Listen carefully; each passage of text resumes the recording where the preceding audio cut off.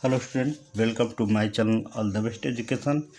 High school गणित के बहुविकल्पीय प्रश्न पर हम ध्यान देंगे क्योंकि इसकी परीक्षा 21 फरवरी को है, जो 2023 के एग्ज़ाम के अंतर्गत ही आएंगे। सबसे इम्पोर्टेंट क्वेश्चन है, तो आपको सिर्फ इसे देखना है और इसको रिपीट करना है और इसको हैबिट करना है। तो आइए इस वीडियो को शुरू करते हैं। पहली क्वेश्चन है संख्या 156 का अभाज्य गुणनखंड होगा। अभाज्य गुणनखंड मतलब सबको अलग करना, तो ध्यान देंगे इसमें। देखिए 2 7 14, 2 8 16, फिर इसके बाद 2 3 6, 2 9 18, फिर 3 से, फिर इसके बाद 3 एकम 3, 3 त्रिके 9। ठीक है, इस पर ध्यान नहीं देंगे, नथिंग। अब अगला इसमें देखिए अभाज्य गुणनखंड, यानी जो एक साथ रहते हैं उनको हम एक साथ कर लेते हैं, बाकी की जो अलग है उनको अलग कर लेते हैं। तो इसमें कौन सा ऑप्शन सही होगा जानते हैं आप लोग, ख ऑप्शन इसमें सही होगा। अगले क्वेश्चन पर ध्यान देंगे। किसी धनात्मक पूर्णांक p के लिए प्रत्येक धनात्मक विषम पूर्णांक का रूप होता है। तो p है, p+1 है, 2p है, +2p+1। तो सही ऑप्शन इसका ख होगा 2p+1, क्योंकि दो प्रत्येक धनात्मक है। अगला है किसी धनात्मक पूर्णांक a के लिए प्रत्येक धनात्मक समपूर्ण का रूप होगा a-1, a+1, 2a, 2a+1। तो तीसरे का भी ऑप्शन क्या होगा, ग होगा, क्योंकि 2a+1 जो धनात्मक पूर्णांक a के लिए प्रत्येक धनात्मक होंगे। अगला है 2x + 3y = 18, x - 2y = 2 हल करने पर हमें प्राप्त होगा। ठीक है, तो इस क्वेश्चन को भी सरल कर लिया जाए, ध्यान देंगे हम। देखिए अब इसको हम क्या करेंगे, 2x + 3y = 18। ठीक है, अब इसको हम लिखेंगे x - 2y = 2। तो समीकरण 1 कर लीजिए, इसको समीकरण 2 कर लीजिए। ठीक है, अब ये कट नहीं रहे, इनको काटना है, y को हटाना है। तो 2 का गुणा हम 1 में कर दें या 3 गुणा हम 2 में कर दें। लिख दीजिए समीकरण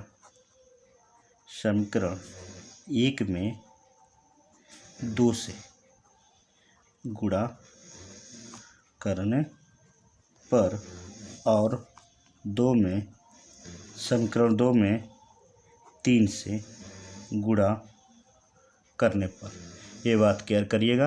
देखिए अब इसमें हम गुणा करेंगे, 2 दूना 4 x और 2 3 6y, 18 दूना 36, ये तीसरा रूप प्राप्त कर लेगा।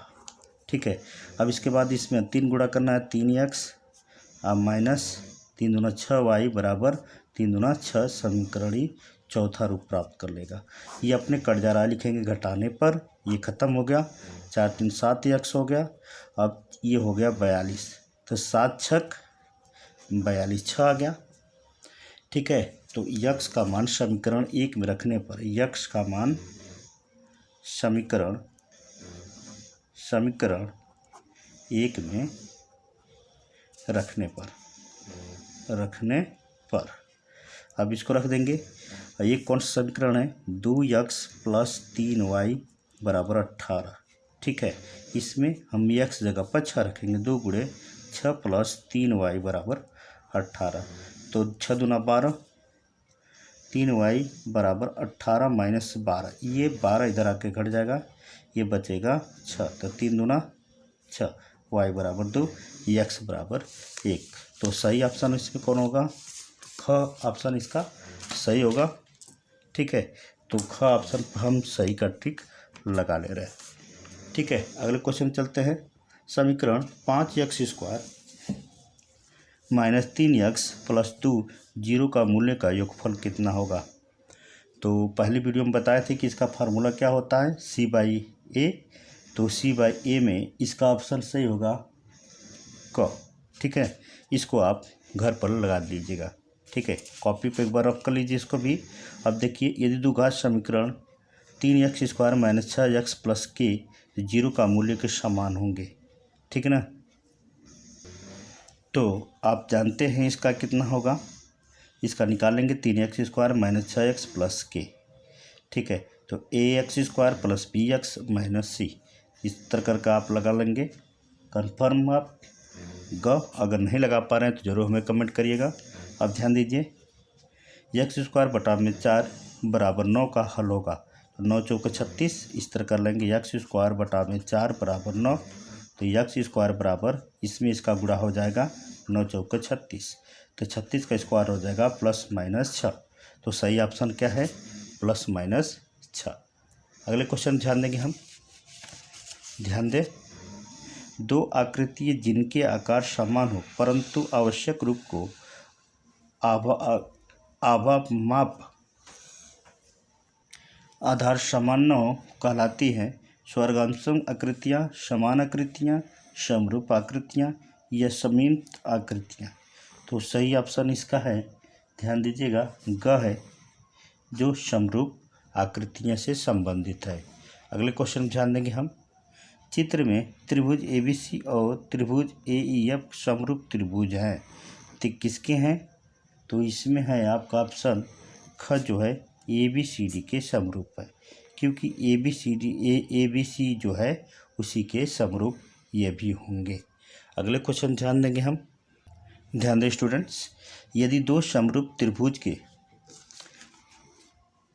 संगत भुजाएं 2/3 के अनुपात में है तो उनके क्षेत्रफलों में अनुपात होगा 2/3, 3/2, 4/9 और 9/4।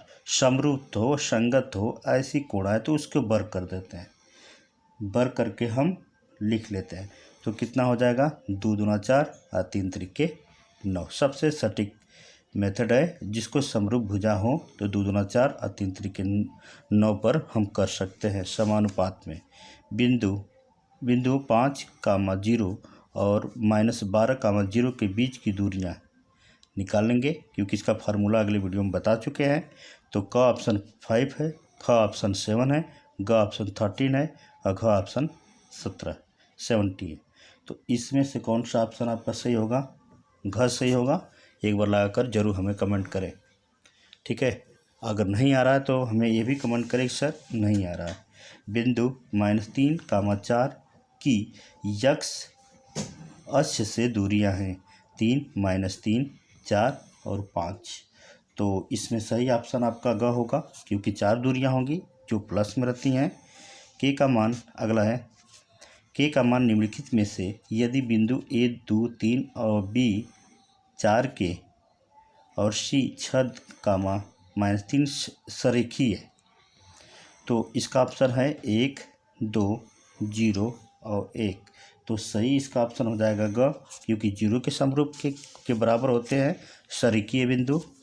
अगला है, यदि पॉइंट P का प्रथम पद A तथा पदांतर बराबर D हो तो n पदों का योगफल ज्ञात कीजिए। ये तो फार्मूला है, सभी लोग जानते हैं। तो कौन सा फार्मूला में लगेगा? n/2, 2a plus n - a और D के। अगला है, गुणे करनी में 15 है, करनी में 10 गुणे करनी में 15 के बराबर होगा। 5 करनी में 6, 6 करनी में 5, करनी में 30 और करनी में 25। देखिए इसको हम सरल कर रहे हैं। ध्यान दें स्टूडेंट्स, अब ये दिया है करनी में कितना है? 10 गुणे करनी में 15। अब ये दोनों सेम करनी है, 10 गुणे 15 कर लेंगे। तो 10 गुणे जब 15 करेंगे तो ये हो जाएगा 150। 150 का हम ये केयर करिएगा, ये रॉन्ग है, ठीक है। अब इससे देखिए 75, 3 से फिर काटेंगे, 3 दूना 6, 3 5 15, फिर 5 से काटेंगे, 50, 25 और 5 एकम 5। अब इसका निकालेंगे, जो 2 5 है, 1 5 को बाहर निकालेंगे, क्योंकि 2 5 है, करनी से बाहर हो गया और 3 दूना 6 अंदर हो गया, ठीक है ना। तो कौन सा ऑप्शन इसका सही होगा? 5 करनी में 6 ऑप्शन सही होगा। अगला क्वेश्चन ध्यान देंगे हम। दो समरूप त्रिभुज की भुजाएं 4/9 के अनुपात में हैं।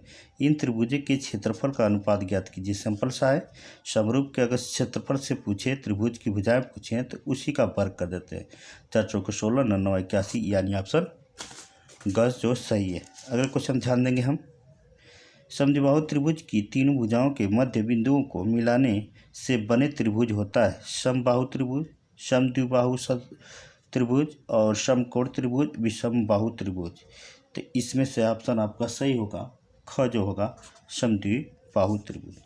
अगले क्वेश्चन जाएंगे। ख जो है सही है, ग पर मत टिक लगा लीजिएगा। आगे देखिए, दो समद्विबाहु त्रिभुज के कोण बराबर हैं तो उनके क्षेत्रफल का अनुपात 16:25 है, तो उनकी ऊंचाई का अनुपात ज्ञात करिए। जब ऊंचाई का अनुपात की चर्चा हो तो उनका वर्ग कर लेंगे चर्चों को, 16 और 50 25। तो हम इस पर टिक लगा लेंगे ऑप्शन ए पर। अगले क्वेश्चन ध्यान देंगे हम। ध्यान दें स्टूडेंट्स, एक त्रिभुज की भुजाएं 6 सेंटीमीटर और 7 सेंटीमीटर और 13 सेंटीमीटर हो तो त्रिभुज होगा अधिक कोणीय, समकोणीय, न्यून कोणीय, त्रिभुज संभव नहीं है। तो इन दोनों को जोड़ लेंगे, कितना आ रहा है 6 7 13। तो 13 से इसको क्या होना चाहिए, बड़ा होना चाहिए, तो ये त्रिभुज संभव नहीं है। ठीक है ना। अगला है ABC में B बराबर 60 अंश है और कोण C बराबर 50 है, तो त्रिभुज ABC और त्रिभुज DEF हो तो कोण D का माप होगी। ठीक है, देखिए इसको हम सरल कर रहे हैं। इसको किस तरह आप सरल कर सकते हैं, सिंपल सा है, सिर्फ 1 मिनट दीजिए। ध्यान दें स्टूडेंट्स। अब देखिए इसका, अब दिया है ABC, ठीक ना। C जो होता है 180 होता है, आप लोग जानते हैं। तो इसमें A का मान दिया है, C का मान दिया है। A का मान है 60, B का मान नहीं दिया है, C का मान है 50 अब बराबर 180। तो 50 60 को जोड़ लेंगे, यह हो जाएगा 110।